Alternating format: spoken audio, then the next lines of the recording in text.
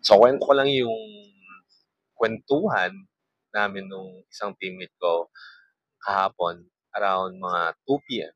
So, medyo dive down na yung task namin, yung ginagawa namin. Then eventually, he just started talking to me. So, pinag-usapan namin yung about kasi meron kaming life group sa office. So, he talks about his preaching, he's talk about gospel, word of the Lord, word of the Lord. And it's pretty good kasi it helps our spirit to be lifted up. And at the same time, we understand how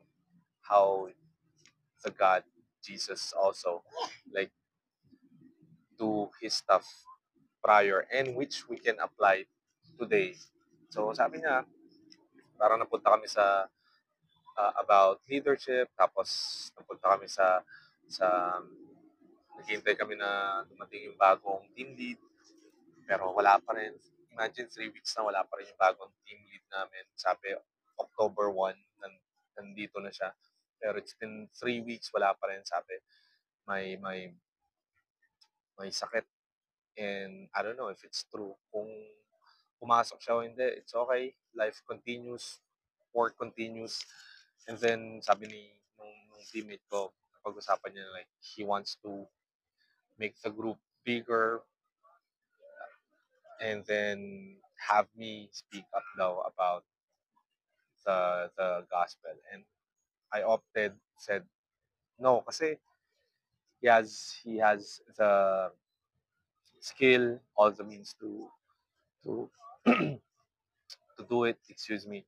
And at the same time, I don't think it's for me. I can speak, I can talk. Narinig niyo naman ako, I can talk spontaneously, free flow. I can discuss that, walang cut.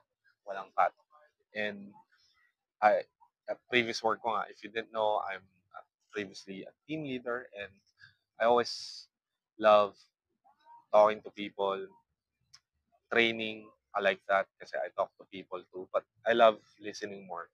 Kaya yun yung na best part ng pagiging team leader is you get to talk to other people. So sabi ko, no, not this time. Again, it's probably for you, not for me. And God's willing, who knows kung I'll start doing it sa office to talk the word of the Lord.